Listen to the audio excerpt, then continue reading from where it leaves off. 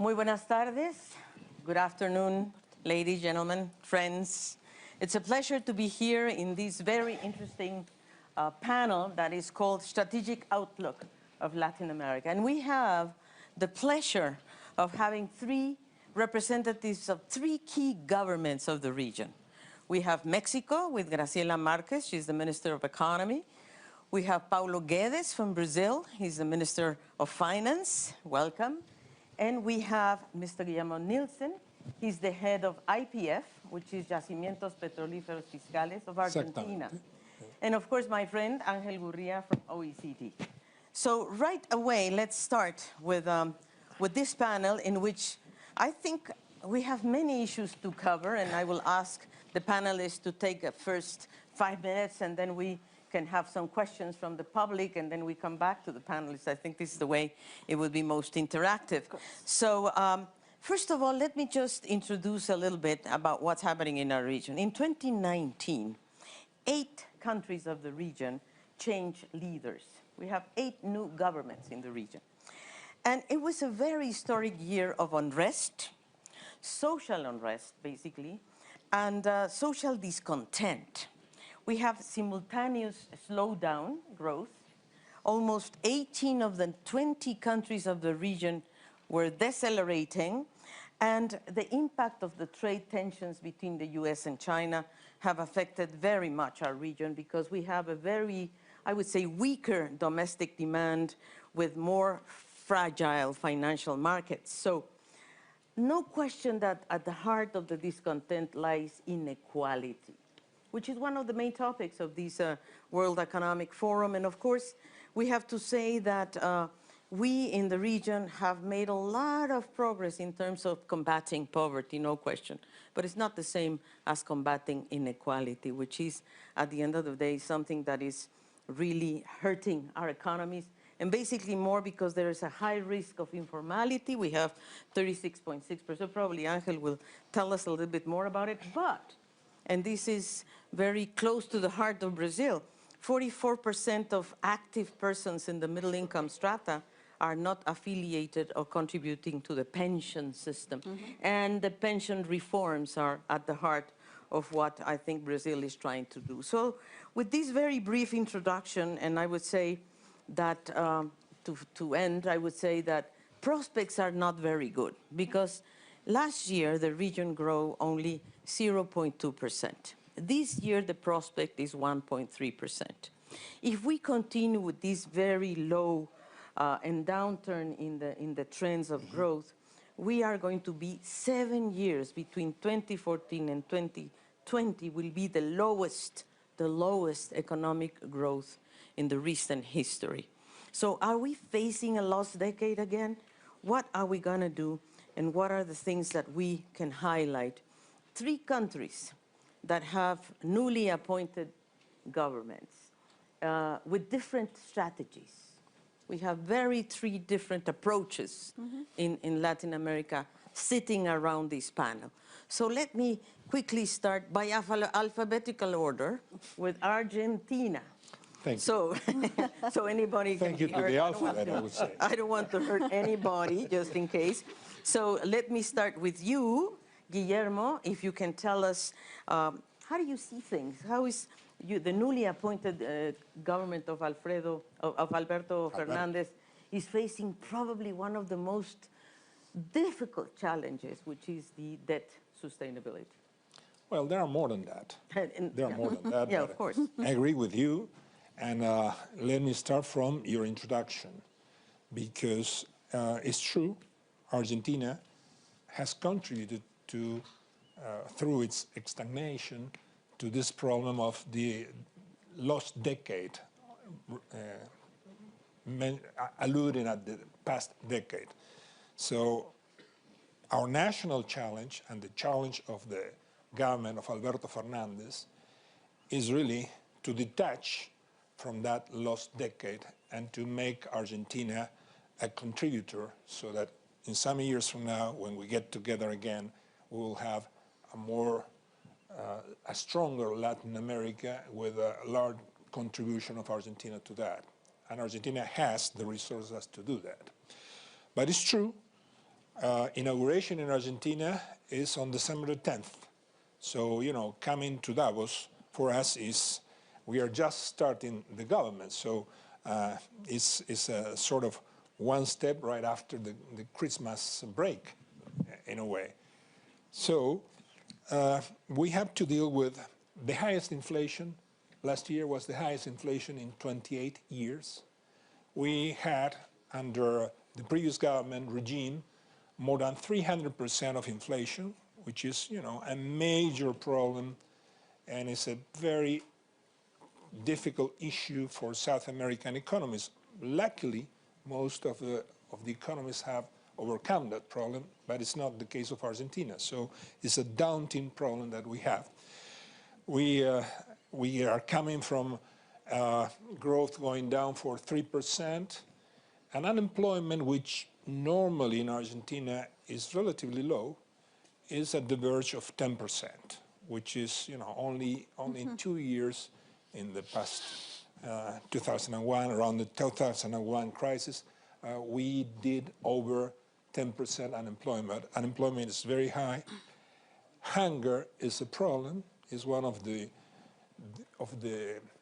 driving ideas of the government to end with hunger in a country that produces both vegetable protein and animal protein as to feed 400 million people. So it's crazy.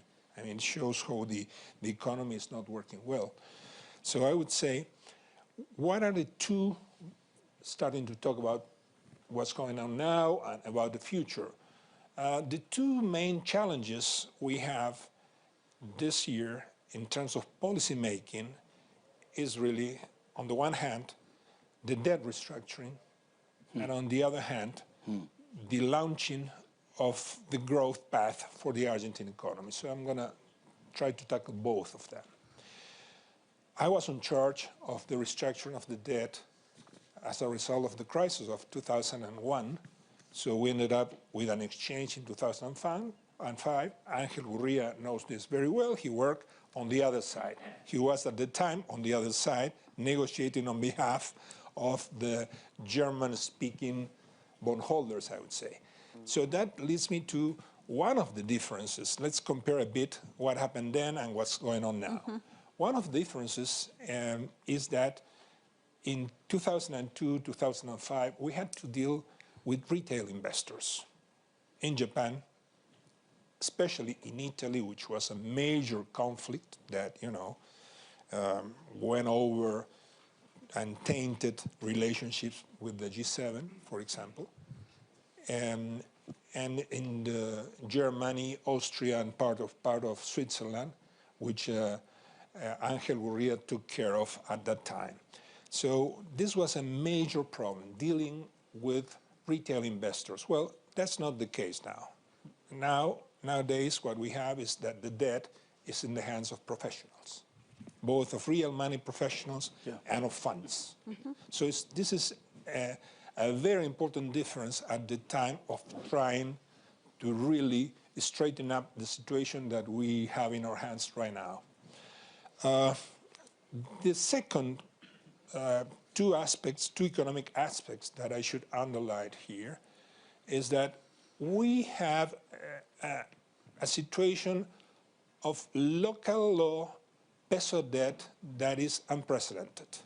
We have a level of peso debt that is really extremely high, and that's started to be dealt with at the end of the previous government, because, you know, the different debt was coming due, so they had to deal with that.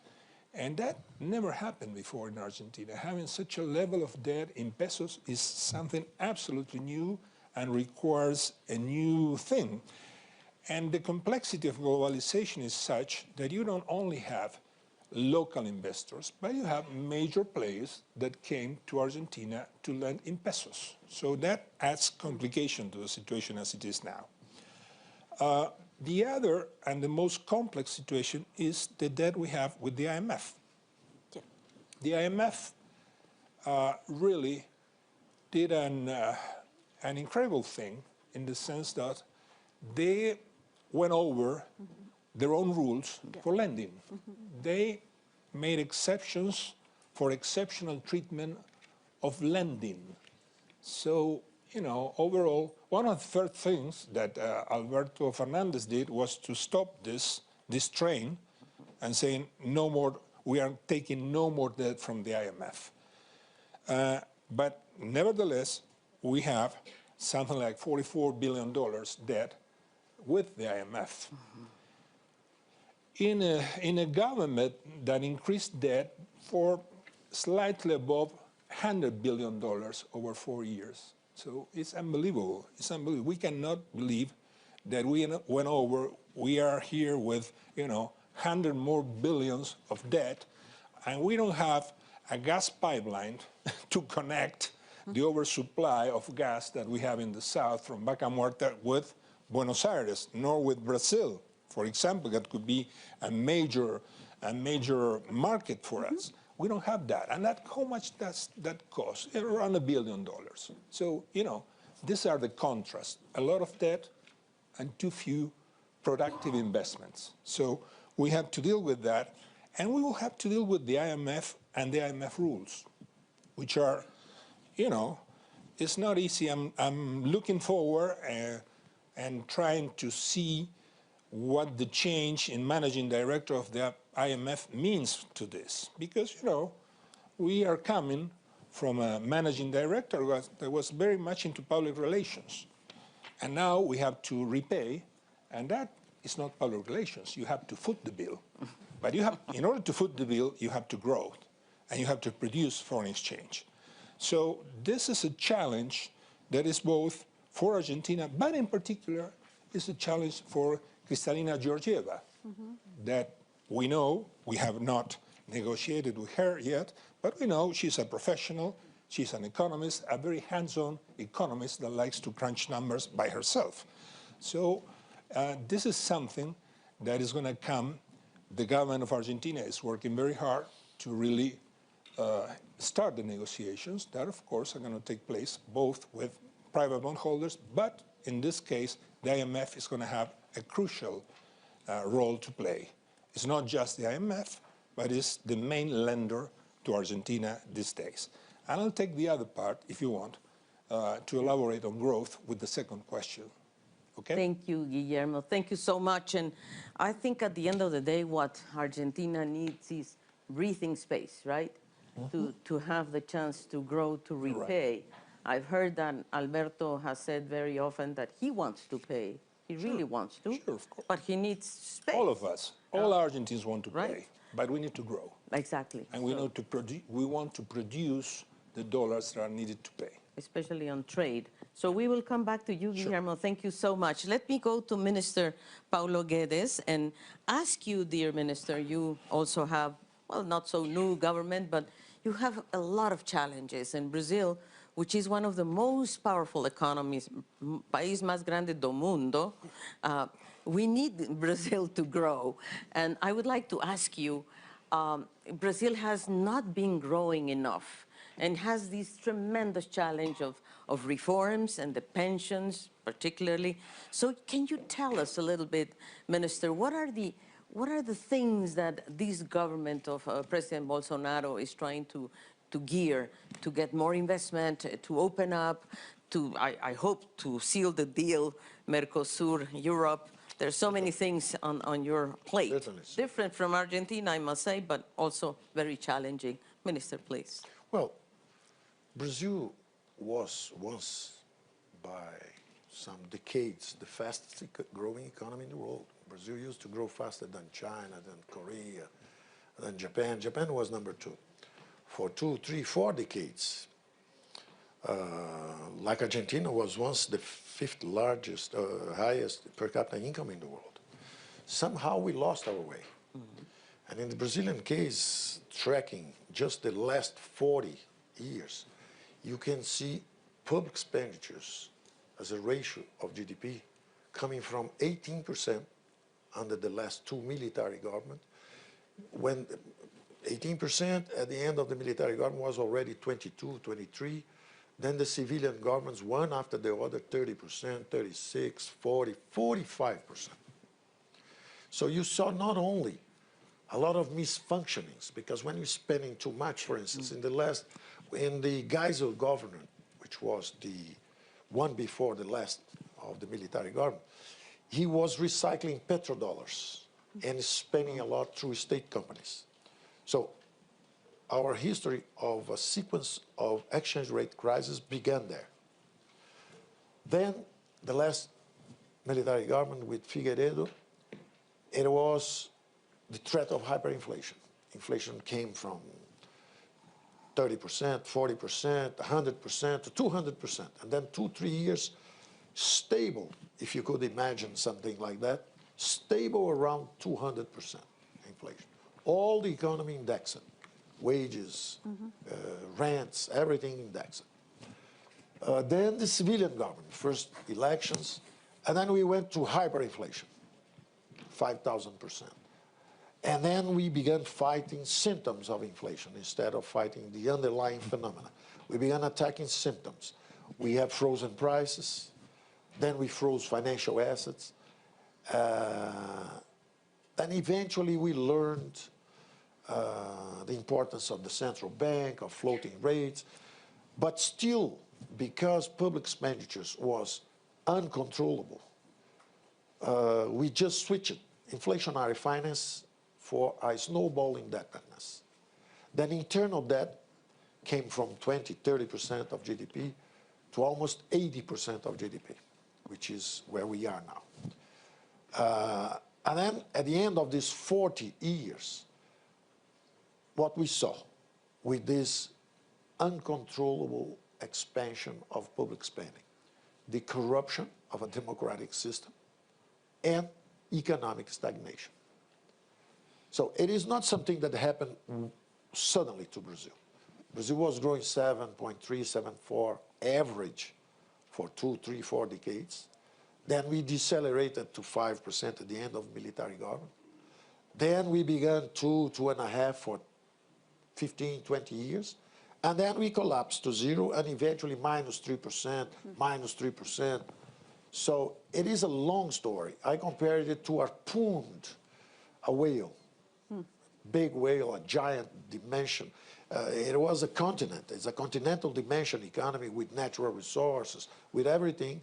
And then we are punished with very high interest rates, with hyperinflation, with a lot of bureaucracy, high taxes.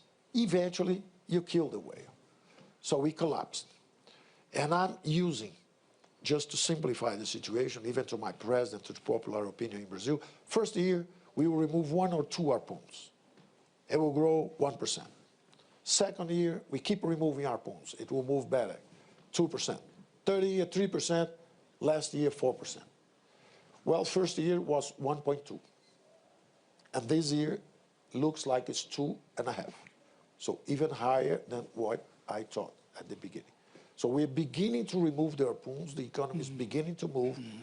And we believe we will be contributing in this next 2, 3, 4 years, certainly to the growth of the region.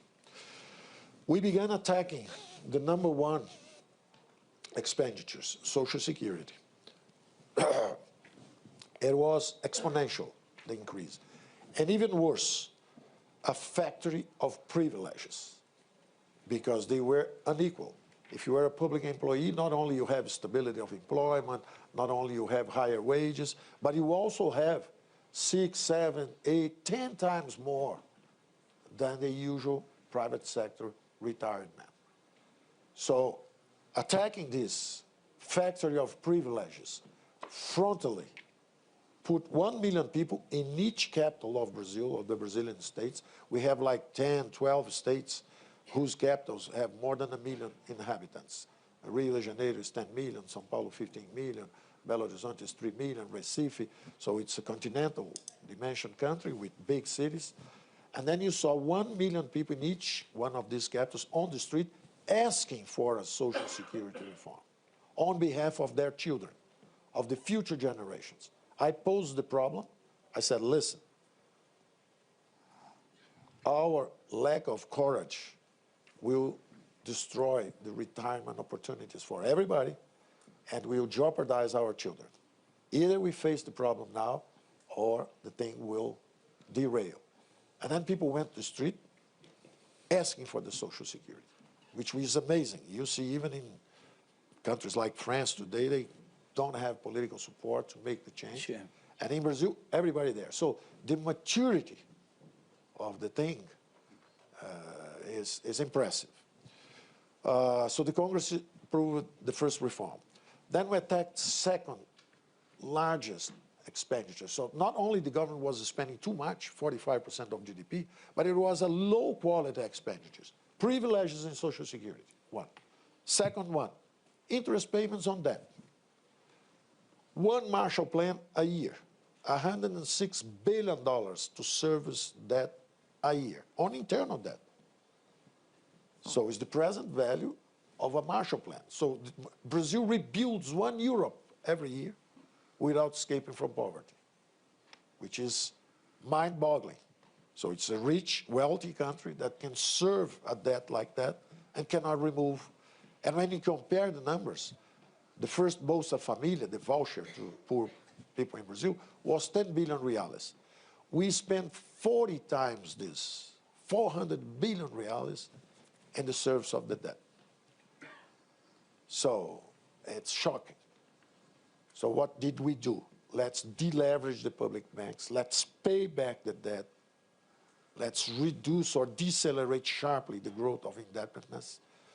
Let's grab and control public expenditure, because if we do that, we change the mix. The mix was always easy on fiscal and tight on money with explosive interest rates. So we switched. Now it's tight on fiscal and easier money. Just from 1 year, last year, to this year, we reduced 100 billion reais the service of the debt. So it's 25% reduction in interest payments. So we attacked the Social Security, number one. We attacked the interest payments with good economic policy, number two. And now we attack the wage bill itself. In a country that grows 2-3%, 2.5% this year, and has inflation of 4%, revenues grow 4 plus 2.5 compounded 7%, almost 8%. In 2 years, it's little less than 20% revenues going. So if you freeze wage bills for 1.5 years, for 2 years, vanish. Situation is controlled. So, and we are not doing that, the federal government. We are decentralized. We create the state of fiscal emergency. A mayor, a governor, or the president, whoever is in trouble, in fiscal trouble, has the power to freeze wages. It's the Brazilian version of the shutdown. In the US, the shutdown, you stop paying everything. We don't stop paying. We just don't give rises. You just don't give, you can't raise wages for 1.5 years, 2 years. If you do that, revenues go up and you solve the problem with good economic policy again. So these are the three major expenditures control measures. Then we go to the other side. You talked about vaca muerta. Can we come back to that in the second round, Minister, so we can give a chance to Certainly. Minister Marques? But think about the following. I think the three things you mentioned are so important. There's one thing that both countries are facing, which is increasing poverty. Argentina, 30%. Brazil went from 18 to 20.5. Maybe you can tell us a little bit more how you feel about this and what you think should be done.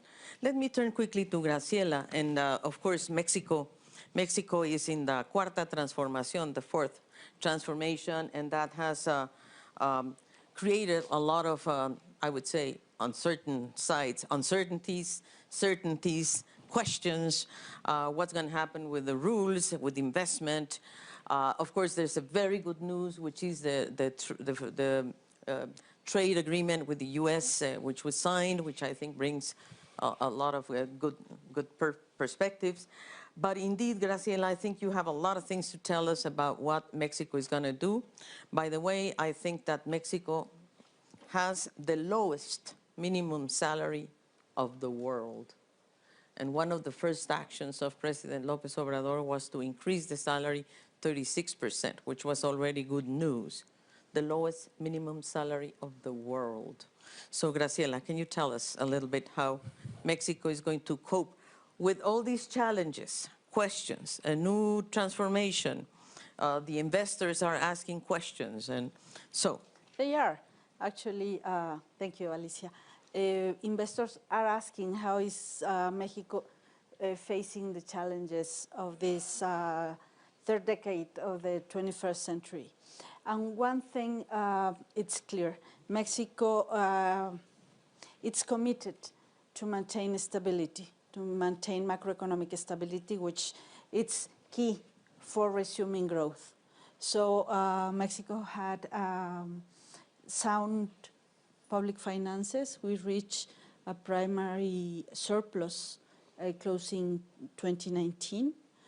The inflation is controlled. We were within the range of the central bank. So inflation for 2019 was less than 3%. And we expect to follow that path. Public debt also had been increasing since 1913, 1914, and now we are paying back public debt so that it could not be a problem in the near future, and some of the public debt has been rescheduled. So in very good terms, actually. Beginning this year, we got one of the lowest interest rate ever for Mexican public debt. So the macro stability looks fine, and the completion of the USMCA is really a very good news for investors, for the Mexican government, because finally we have the rules. We have the rules for the commercial treaty in North America. We have very good perspectives on how these new rules could allow us not only to increase our integration into North America and make North America a very competitive region, but also would allow us to introduce a very strong industrial policy so that we can reach the regional content for certain sectors, particularly in the automotive sector. So these components, these macro components, are closely connected to a larger view of poverty and inequality. And as you mentioned, the minimum wage increased by 16% in nominal terms and in 13% in real terms, beginning in January 1st, 2019. And this year, the increase jumped to 20% in nominal terms, so 17% in real terms. So there is a commitment for Mexico to offer to the world not low wages, but more productivity, to increase its participation in the global markets, not through low wages, but to better jobs, better paid jobs. But also, President López Obrador is not only interested in poverty, it's also interested in inequality. And income inequality is one, raising wages. It's a target, that kind of inequality, but we all are, as in many other countries in Latin America, we are a country of regional inequality, huge regional inequality. And for that, we needed different instruments. And so that's the emphasis of President López Obrador in developing the south and south part of the country. So by building huge infrastructure projects in the south that would allow to create jobs and to allow people to have better jobs. So by macroeconomic stability is not enough to alleviate poverty if you don't have a poverty alleviation program and an inequality reduction program. So we believe we have both, and we have very good perspectives even though during the first year the growth rate was close to zero, we have very good expectations for this coming 2020 and the rest of the administration. We are not only betting on foreign investment, but also domestic investment. I think industrialists and foreign investors now see Mexico as a very good country in terms of rules, in terms of international rules, its engagement with the global economy, but also the strengthening of the domestic economy. The domestic economy that would create jobs, could increase income, and would guarantee social stability.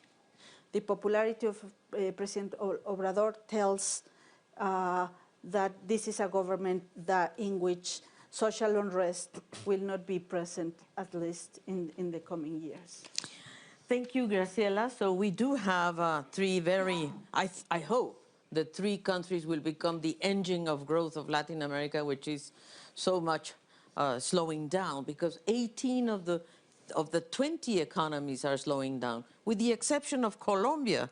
So probably Colombia, Mexico, Brazil, and Argentina can become the engine of growth, hopefully, and tackle poverty, because poverty in Mexico is also over 45%. Angel, you have been thinking a lot for many years and working a lot from your perspective, from your point of observation, on how the region, and you have been particularly interested in the region, and I thank OECD for that, and you in particular. How do you see things? How do you see this mix between inequality, discontent, the fiscal constraints, the debt challenges, the social unrest that is going all over the region? How is OECD looking at all these, and climate change, no question about it, that is already there. And by the way, these three countries have one thread in common, the three persons that are here, which is energy.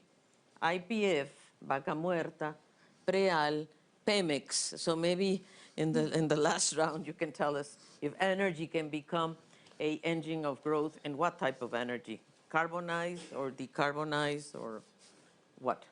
Angel. Let me start with where you left off. That is growth of 0.1, 0.2, basically flat growth.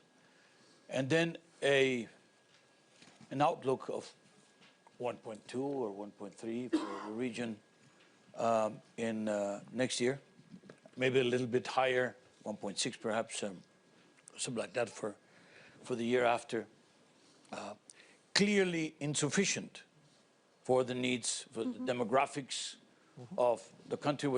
What Pablo was telling us is that, the story is about 5 or 6% growth sustained over relatively long periods of time, with Argentina being one of the largest per capita in the world, and with Mexico again, maybe because of the commodities, maybe because of what, but you basically have now missing a crucial element, which is the question of growth in the region, and that puts a lot of pressure on the governments. It puts a lot of pressure on political leaders, on ministers, etc., because you need the growth in order to generate both the revenue as well as the opportunities, both in terms of fiscal revenue, but also in terms of the jobs that are not depending on the government. Now, the word productivity was mentioned many, many times. The productivity in Latin America is about 41% of the productivity in the European Union. Why? How did it happen? That 27 of the U.S. Yeah, 27% of the U.S. And I'm sorry, 41% is a good number. Yes. It's a good number, but in between.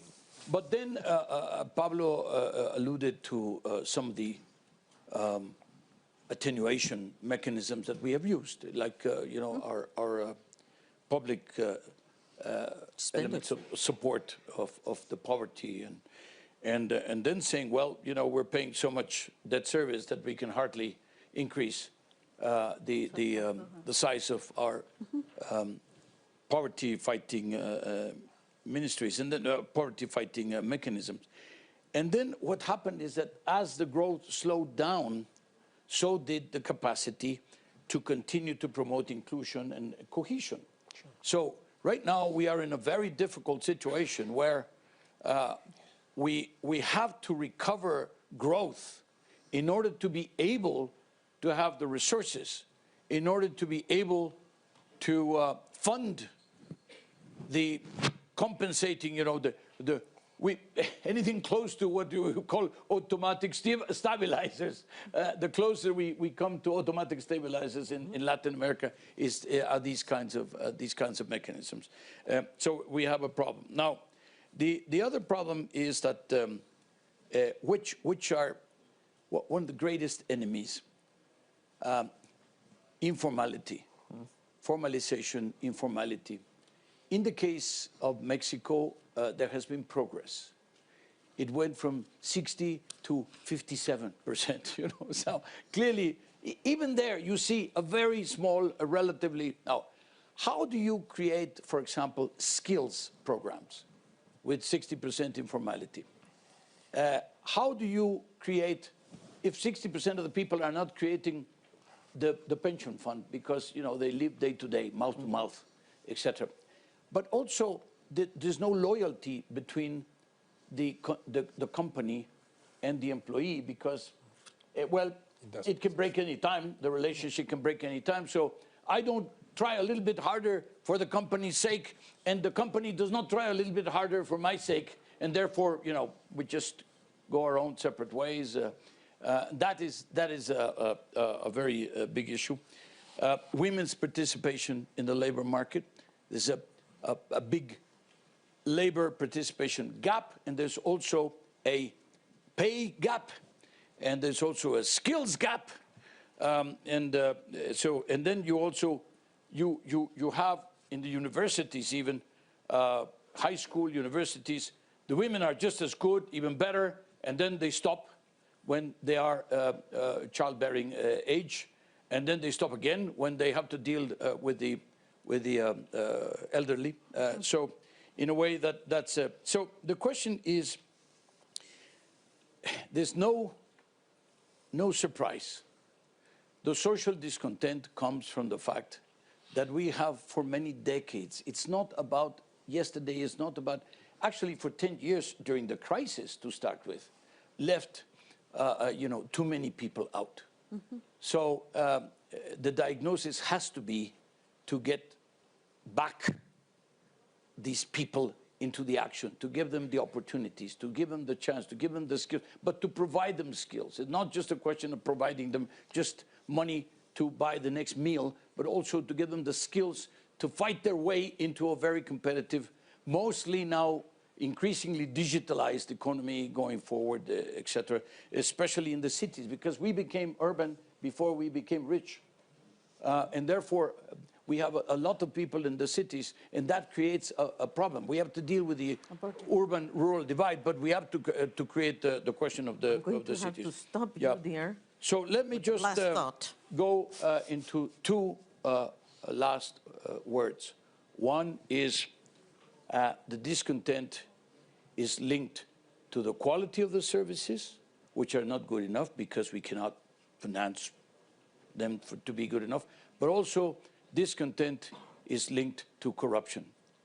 Corruption is a terrible cancer. Corruption has been one of the reasons why only less than half of the people trust the governments, why it's dropping, it's falling, and why people perceive corruption everywhere, and why people are saying, why should I pay taxes if they're going to go to somebody's pocket? This is the most difficult part that we have to overcome. Get the confidence back, And I have to say, the very important examples of how you deal with the question of the confidence back. But that, I believe, today is probably the single most important challenge that we have. Moral tributaria, moral fiscal. Okay. And confidence. On the Now listen, we don't have time, unfortunately, to bring the public because I think we have to end at 3:15, isn't it? So I can give you only a couple of minutes to the panel, but let's take 2 questions, but if they are so short, and then we come back to the panel. Mariscal, come in. Nicolas Mariscal from Mexico. I'm very happy to see Mexicans here, and this is great. Congratulations. And women, huh? And women, that's true. Okay, Thank very you so good. much. Thank you. One issue very important, coming from my sector, the construction sector, which we generate a lot of work, and something is wrong all over Latin America. There has not been enough creation of jobs, and we needed also the participation of the private sector all over Latin America. My question is, to all the all the panels here, we need the participation. And the corruption issue. The World Economic Forum has something it's called the PACHI, which means fighting against corruption. So that's one of the biggest issues. So I want to hear something related to the construction industry. Thank you. One more here, and I have to give it to the woman, if I may. I know, you're Mexican too, I know. I know, but gender wins. Hi, I'm Laís. I'm a global shaper from Brazil. So I'm kind of speaking here on behalf of youth. So I've heard a lot of talk here about past, strategy, future, but nobody here said nothing specifically about youth. So in a context of inequality as ours in Latin America, and with one hand, we have no incentives on education for poor and middle classes to thrive. And on the other hand, we have educated young people fleeing from the country. We have actually a brain drain, not only the country, but the region. So, and in my perspective, I think that economy is not only about money and profits, but also about well-being and equity. So my question here is basically how and why to talk about future without considering and talking about about youth, and why we're not putting science, arts, and culture as a priority. Thank you. So let me go back to the panel, and let me start with you, Guillermo. Okay. If you have the answers to all these questions. How much time In do 1 we minute? have? I do have. Can you imagine? I do have. Oh my God. But 30 seconds. There let will me be get other back. panels, of course, Let but- me get back to where I left, Yes. because I left one question and answer from you. Exactly. And that's related to growth and to the future. So what is really the key, or what we perceive as the key to the future and to the future growth of Argentina? How can we contribute first to the people of Argentina in terms of growth, in terms of employment, and this goes also in terms of equality, gender, and all of the subjects that were taken in the last questions. Well, Argentina needs to increase exports. Exports are really trailing behind, and there are 3 main sectors for exports. One is the traditional one of Argentina, that is agriculture. Agriculture is and will continue to be an important sector for contributing in terms of exports. We have one that is the least one that is contributing, but one that has a tremendous potential, that is mining. You know, we have the Andes, as Chile has the Andes, as Peru has the Andes, but when you look at the contribution of mining in Argentina compared to Chile or compared to Peru, is almost non-existent in relative terms. So that is a possibility that we want to really move into. And the third is energy. I'm amazed by how Vaca Muerta, perhaps because of the name, the name is really a bit strange. But everybody knows, here at the forum, everybody knows what Vaca Muerta more or less is. Well, Argentina's energy sector goes beyond Vaca Muerta. There's a lot of petroleum that is not necessarily, non-conventional drilling and fracking. So right now, about 19–20% of the petroleum that is consumed in Argentina comes from Vaca Muerta. Only 20%. 40% of the gas, of the natural gas, which is very important because about 56% of the energy matrix of Argentina is based on natural gas. So we are moving forward, and here to show I want to really base and take advantage in order of shortening this presentation. So I'm going to be basing my next part of the presentation on what President Trump said this morning. Because President Trump is very interesting. I think it was a very interesting intervention. He was a keynote speaker. But I want to take, in particular, when he talked about energy. He talked about energy. He explained very well energy, how that's working, not only in terms of the efficiency of the United States and geopolitics. Well, Argentina is part of the same type of geology as the United States is. Vaca Muerta is part of the same geology. So we finished drafting a new bill that is going to go shortly to Congress. I don't know if it's going to be in 10, 15 days or something like that. But really, what are we aiming at with this new regulatory environment? It's detaching, working in non-conventional, which is very capital intensive, very much factoring applied to petroleum, detaching Argentine risk from that, because that's the key. We need capital. In order to drill, in order to frack, in order to develop in its plenitude resources like Vaca Muerta and non-conventional resources, you need not just to have the rock. We do have the rock, but we need capital. So we are really aiming at attracting capital. So here they're telling me to stop. But this is the most important part I had to say. know. But I know there are other sessions. You need capital.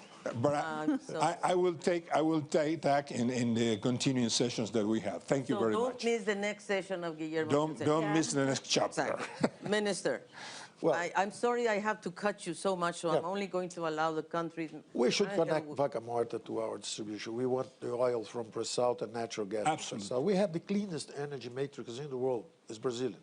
Yeah, Because of the hydroelectric power. absolutely. And we could since we discovered a new frontier of oil, we need natural gas because it's halfway between the dirty of the oil and the clean, which is the hydroelectric. So we'll be using that. We broke 2 monopolies in exploration and distribution of gas. We think we'll reduce 40% the cost of energy in Brazil. We shall try to connect to Vaca Muerta. We're bringing natural gas from Bolivia and oil, and we'll get it from the pre-salt too.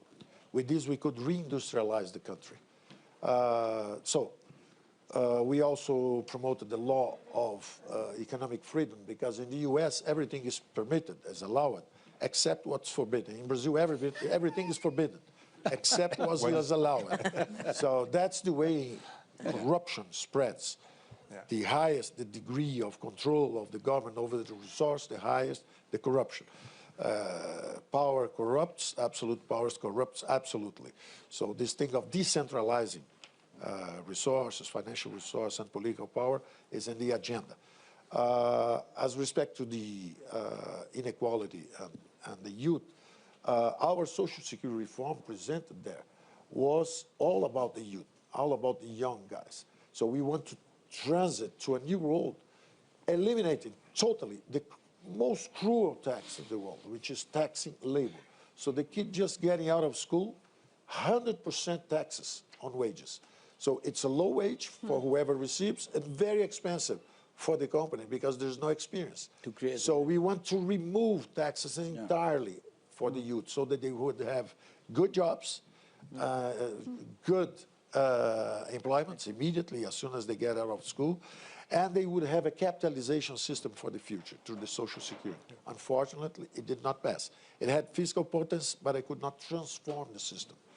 And finally, to the young people and also income inequality. We know that countries that have education, even without natural resources, Japan does not have our oil, does not have our beautiful agricultural land. They have only Japanese, and every time one is born, the other falls in water because it's a tiny country. But they have technology, they have education. South Korea, education. So we need to invest in education. And the earliest, the better.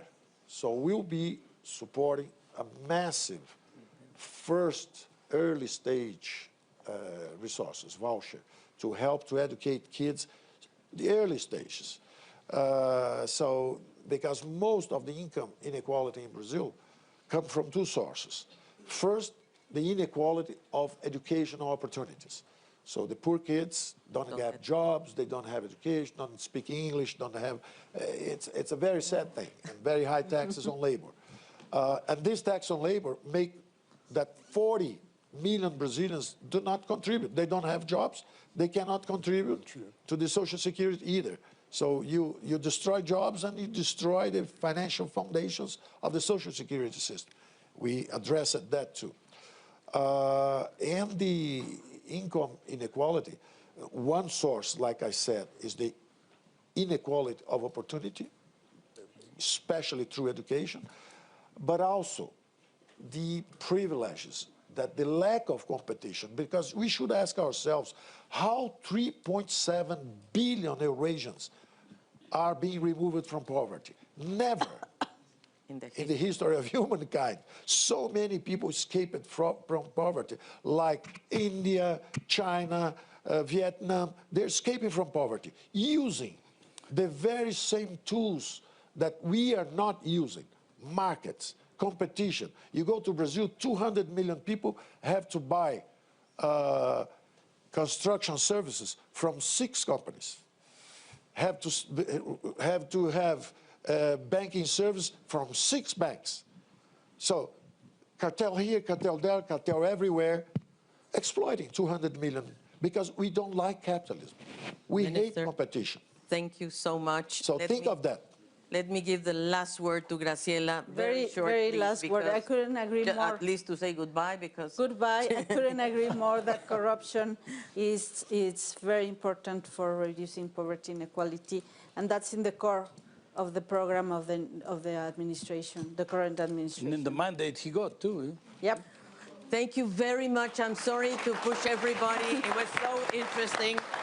Thank you, thank you, thank you. Ay, perdón, pero pues es que me están correteando.